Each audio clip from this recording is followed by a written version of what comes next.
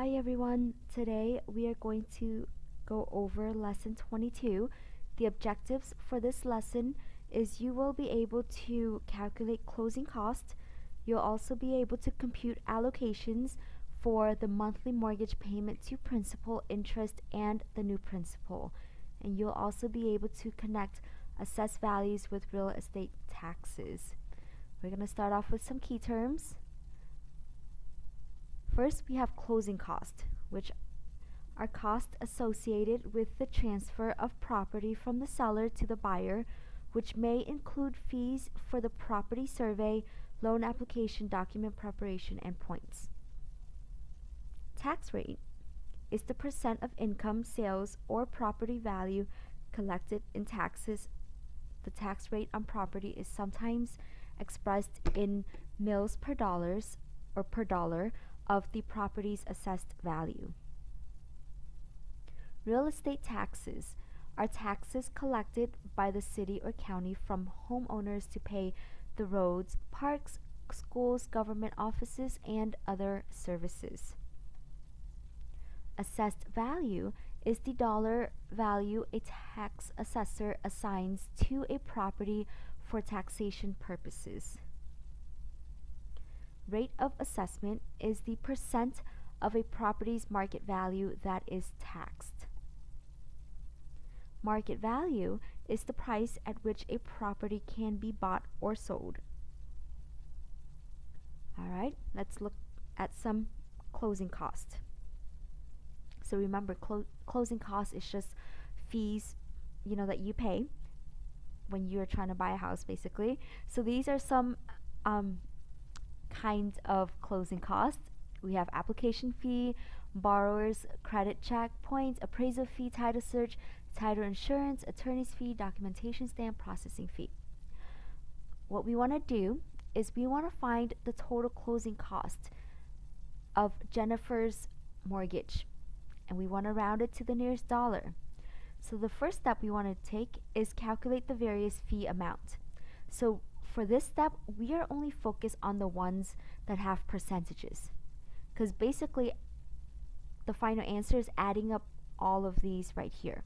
However, there are 3 of those that do not give you an actual dollar amount, so we need to calculate those, and that's the points, documentation stamp, and processing fee. So we're going to focus on points first. To find the point, it is the mortgage loan multiplied by the percent for the points. Right here, you see that it says 1.8% of mortgage. So we get the mortgage loan of $150,000. I'm sorry, $150,000. Multiply that by 1.8% or 0.018 because we have to convert percent to decimal. Plug that into a calculator and you get $2,700.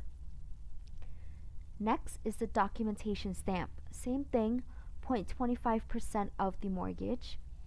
0.25% is converted into 0.0025. Multiply that by 150,000. That would give you $375. Next one is the processing fee. That is 1.3%. Convert that to 0.0130. Multiply that by 150,000. And we get $1,950. So now I'm going to rewrite these 3 numbers again for you in the next slide, but when you are doing your own work, you want to make sure you have those 3 numbers down. Alright, that's this number, this one, and this one. Alright, so they're all here again. So what we want to do is find the sum of the various closing fees. So basically all we're really doing is adding them all up together. So I rewrote the 50, the 65, all the other numbers down here, but instead of 1.8% of mortgage, I put in 2,700 right there. The 375, 1,950. So I substituted actual dollar amounts for that, add it all up, and we get $6,600. So the total closing cost for Jennifer is going to be $6,600. Alright, this time we're not looking for a total closing cost. We're looking for the actual amount financed. So you have a loan for that house. So you buy a house for, let's say, $178,000. But you can also finance a little bit more than that, because the loan that you took is only for the house, and then the closing fee can go towards your finance also. So that's basically what we're finding in this example. So same thing as earlier though, we still need to find out what the closing cost is. So first, find the various fee. We're focusing on the points, documentation stamp, and processing fee again. Points, 2% this time, a little bit higher. So the points is going to cost $3,560. Documentation stamp is going to cost 178,000 times 0.0025, giving us $445. Processing fee is 1.25%, so that would equal $2,225. So I'm going to rewrite those three numbers right there on the top left. Now let's add them all up. We get $7,920 when we add up all of the different fees. So to find the actual amount financed, all we're really doing is getting the amount of the mortgage, which, remember, from the previous slide was $178,000. Add that to $7,920. So we're really borrowing from the bank $185,920. Alright, I want you to pause the video really quick, try this one on your own, and then resume when you are ready.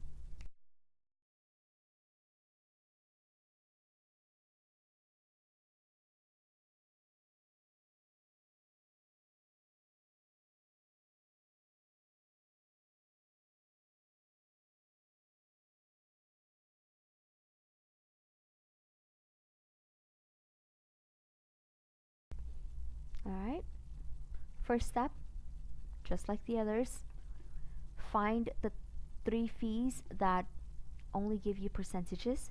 So the first one is 1.9% of the mortgage, which is 0.019 times $215,000, giving us $4,085 for the points. Documentation stamp is 0.2% or 0.002. Multiply that by 215,000, we get $430. Processing fee is 1.3% or 0.013. Multiply that by 215,000, that gives you $2,795. So I rewrote all those three on the top left again. Second step, let's add up all the closing fees. That's going to give you a total of $9,075. So what we want to do is we want to add that to the loan of $215,000, giving us the amount financed to be $224,075. Now let's go over payment allocation. So Amanda purchased a condominium for $168,280. Her credit union financed her loan for 30 years at 6.5% with 15% down. For the first monthly payment, what is the interest? So the first few steps were just doing what you did in the previous lessons, but I want to make sure you understand it, so I'm going to go over it. Step 1, find the down payment. We know that Amanda had to put 15% down. So we're going to go ahead and multiply the 15% by the cost of the house, which is $168,280. When we do that, we get a down payment of $25,242. That means she has to pay that up front, right? So if she has to pay that up front, then we need to determine how much the loan is for. It's also called amount finance, by the way. I think that was introduced in the previous lessons. So amount financed is just the cash price of 168,280 minus the down payment of 25,242. So when we do that, we get the amount financed to be $143,038. So the third step is to find the interest. What we want to do is use interest times principal times rate times time. So we know because it's only asking for the first monthly payment, the T should be 1 over 12, because remember from previous lesson, T represents time in year. So we plug in the principal, which is the amount financed of $143,038. The rate, it's the rate of the loan, not the percent down payment. I've had students mix those two up, so be very careful. The rate is 6.5%. So I convert that to 0.065, multiply that by 1 over 12 because we only are concerned about 1 month out of the 12 months of a year. Multiply everything together, we get the interest to be $774.79. Since that is the question, we are done with this question. Interest for the first monthly payment is $774.79. So the next one. So same numbers and everything. I did change the name to Madison, but same examples, right? Except for this time, they tell you what the monthly payment is, but we're looking for how much of the $904.10 she paid the first month goes for the principal. So the first 3 steps, I'm going to go by really quick because that was from the previous slide. Right, first step is down payment. We got the same answer, 25,242. Second step is amount financed. Same thing, subtract the down payment from the amount of the condo, and we get $143,038. So again, same step, same answers as the first slide. Next step is find the interest. Also same, $774.79. So the first monthly payment, that's how much we paid for interest. That's a lot of money compared to how much we're paying a month. So the last step is to find the payment to principal. So how much of the monthly payment of $904.10 actually went to the loan. So we subtract the monthly payment with the interest, and we get $129.31. So basically, what this means is you gave $904.10 to the credit union. $774.79 does not go towards your loan. It goes towards the interest. Only $129.31 actually went towards your principal. So you should have already been able to calculate. Basically, to find out how much you owe after the first month, you get this number. I'm sorry, not that number, this number, and you subtract the $129.31 from that. So you still owe a lot of money even though you gave $904. So keep that in mind when you take out loans and all that good stuff. Alright, I want you to try one out really quick. Pause the video and then resume it when you are ready.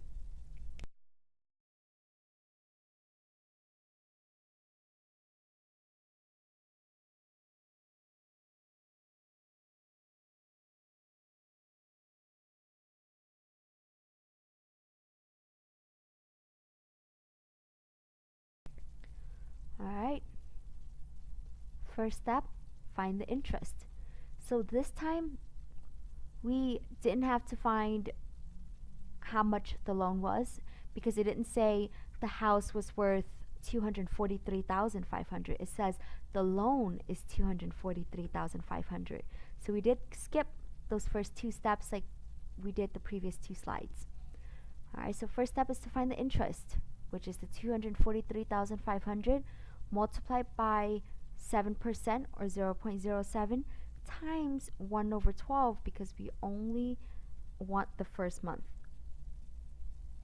Multiply everything together, we get $1,420.42.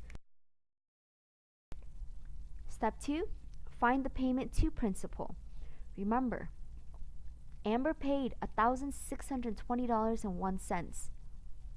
And out of that $1,620.01, $1,420.42 went towards the interest. So in reality, you only put almost $200 towards your loan.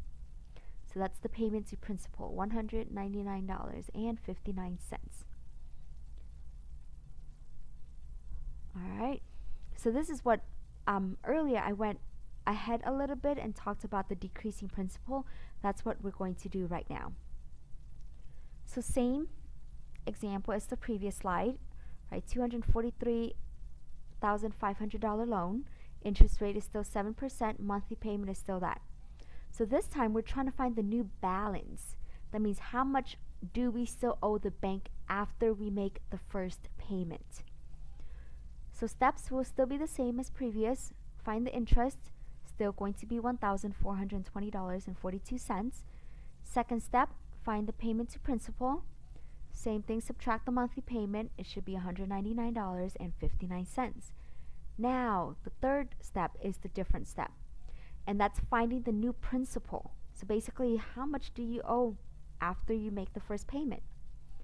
All you're really doing is taking the previous balance, which in this case is how much your loan is, and subtract the payment to principal from that. So that's the $243,500, that's the loan, minus $199.59. So really, after your first payment, you still owe $243,300.41. Still a lot of money.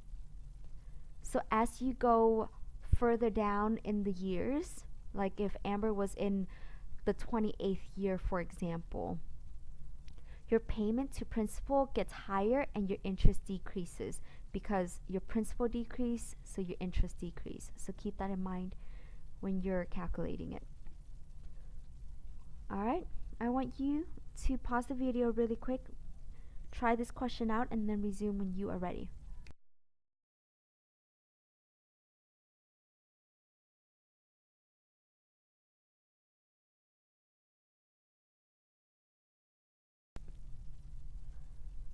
Alright, so this time it also tells you what the loan is.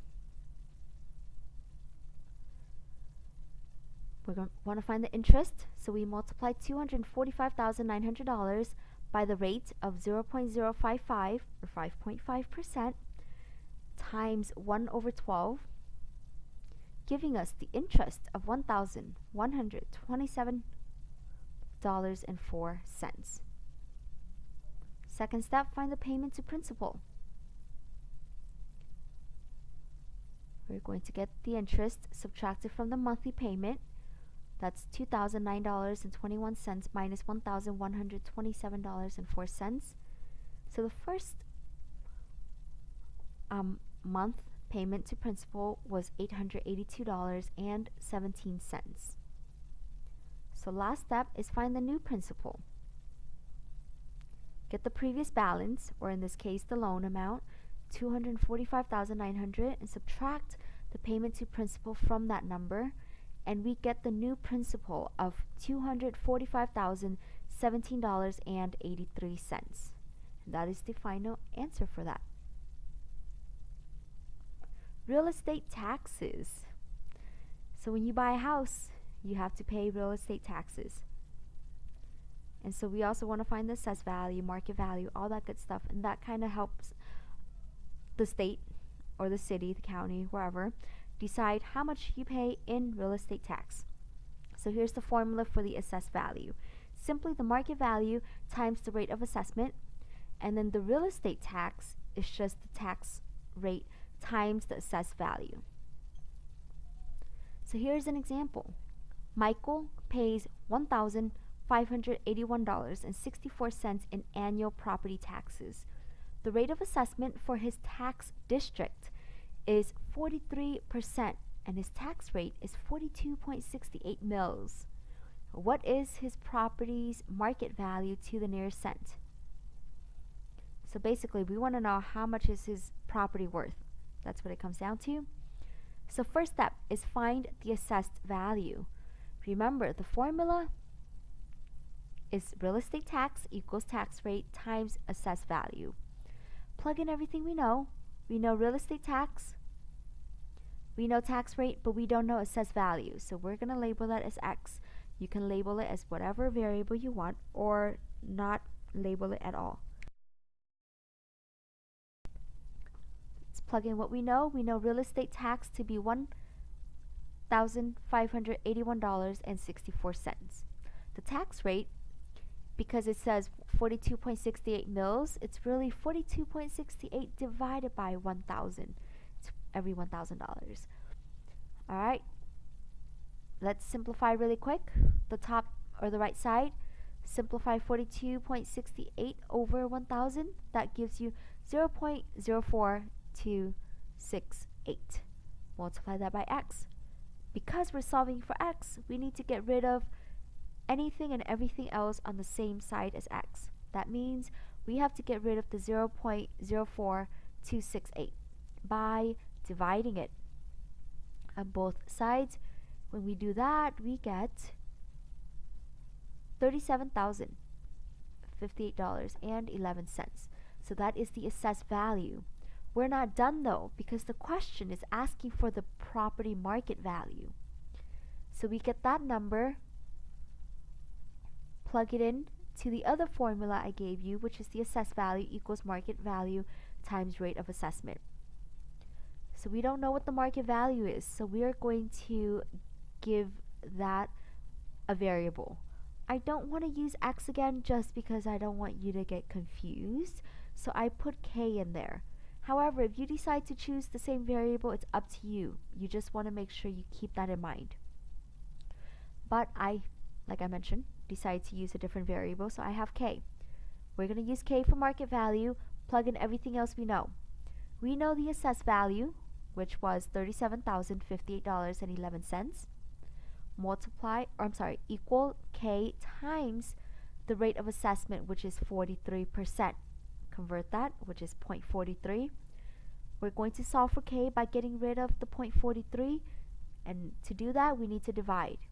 When we divide, we get $86,181.65. So that is the market value for Michael's house. All right. Let's look at another example. So Aaron pays $2,468.39 in annual property taxes. The rate of assessment for his tax district is 48%, and his tax rate is 38.67 mils. What is his property's market value to the nearest cent? Same thing, first step, find the assessed value. Let X be equal to assessed value, plug in everything else we know. We know the real estate tax of $2,468.39. Tax rate is going to be 38.67 divided by 1,000. Simplify the right side, you would get 0.03867 times X. Divide both sides. We get the assessed value to be $63,832.17. Second step is find the market value. Plug in everything we know again. Again, I'm going to make K equal to market value. Plug in everything we know, $63,832.17 equals K times 0.48. Divide both sides by 0.48 and we get $132,983.69 for the market value. Again, be very careful in the instruction. It does say round to the nearest cent. Nearest cent is 2 decimal places, and that's why I have 2. If it says round to the nearest dollar, that's what you want to do. So make sure to read that carefully. Alright, I want you to try a question out on your own. Pause the video and then resume it when you are ready.